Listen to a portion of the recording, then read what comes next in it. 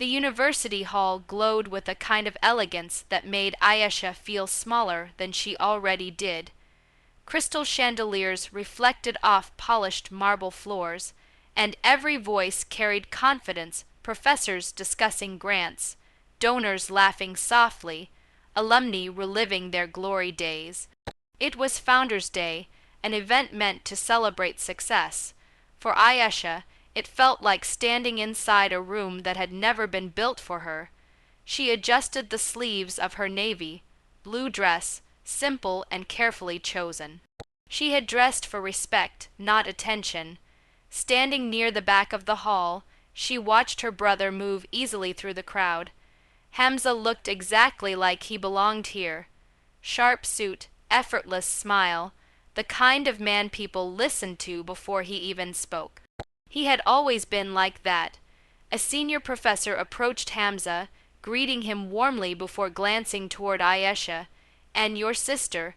The professor asked kindly, "What does she do?" Ayesha felt her breath pause. Hamza didn't hesitate.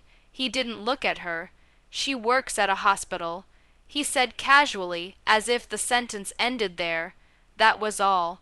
The professor nodded politely, interest fading as quickly as it had appeared. The conversation moved on. Ayesha smiled out of habit, though something heavy settled in her chest. She works at a hospital, not a lie. But not the truth either. He didn't say she designed medical systems that hospitals depended on. He didn't say her work saved lives before doctors even touched a patient. He didn't say she had studied nights, survived rejections, or built something from nothing. He said the version of her that fit comfortably beneath him. This wasn't new. Hamza had been shrinking her for years. At family gatherings, he called her still studying, long after she'd graduated. At weddings, he said she was between projects. Always softer words, smaller truths. Ayesha had learned to stay quiet. Correcting him never changed anything. Silence hurt less than arguing for her own worth. She wasn't here for recognition anyway.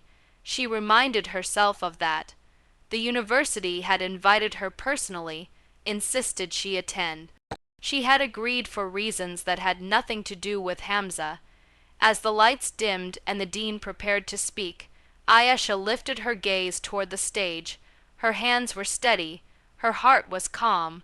She had spent years being underestimated, and tonight she would let the truth arrive on its own time, quietly.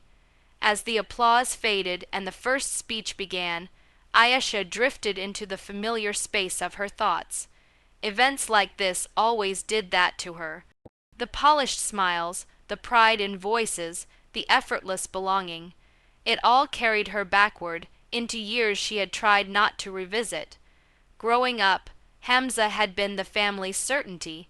Teachers praised him, relatives admired him, and her parents spoke his name with confidence, as if his future had already been signed and sealed. Ayesha, on the other hand, was quiet, sensitive, good with books, compliments that never sounded like belief. When she received her scholarship letter, her mother had smiled politely and said, "That's nice." Hamza had glanced at the paper and asked half, joking, "So when do you start earning real money?" Ayesha remembered laughing back then, pretending it didn't sting.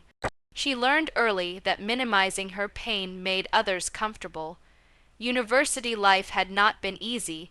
While others attended parties, she spent nights in labs and mornings in libraries. She worked part-time at a hospital help desk just to stay afloat, answering calls while reviewing code in her head. Exhaustion became normal.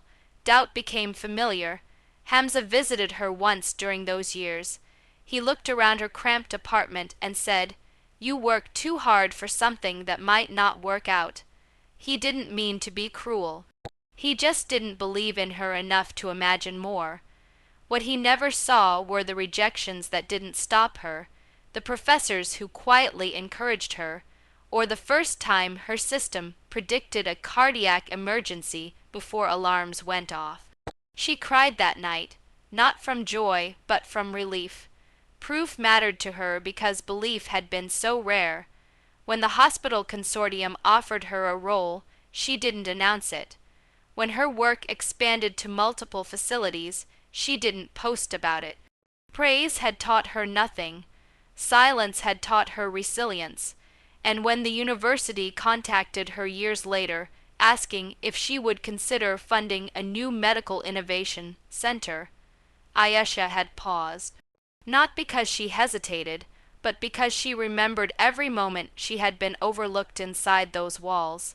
She agreed anyway, not for validation, not for revenge, but because she had once been a student who no one defended. And she refused to let others be dismissed the same way. As the dean cleared his throat on stage, Ayesha straightened slightly in her seat. Old wounds still ached, but they no longer defined her strength. The hall grew quieter as the dean stepped fully into the light. Conversations faded into polite silence, and the hum of anticipation settled over the room. This was the part of the evening people remembered. The announcements, the names, the moments that separated ordinary gatherings from history. Ayesha sat still, her hands folded in her lap. She felt no rush of excitement, no nerves. Years of working under pressure had taught her how to remain calm when everything else held its breath. Tonight, the dean began, his voice warm and deliberate. We celebrate an extraordinary act of generosity, a gift that will redefine how this university approaches medical innovation. Applause followed automatically. Hamza joined in, clapping with practiced enthusiasm. He leaned toward his wife and murmured something about donors and legacy, confident and relaxed. The donor. The dean continued, requested anonymity until this moment. The applause softened. Heads tilted forward, curiosity sharpened. Ayesha lifted her eyes. This gift, the dean said, pausing, amounts to $8 million. Gasps rippled across the hall. Hamza's smile widened slightly, impressed. He scanned the room as if expecting someone important to rise. And the individual behind this contribution, the dean said slowly, is not only an alumna of this university, but one of the most influential minds shaping emergency healthcare systems today. A ripple of confusion followed. Whispers began. The dean turned his gaze toward the back of the hall, toward her. Our donor, he announced clearly, is Dr. Ayesha Rahman.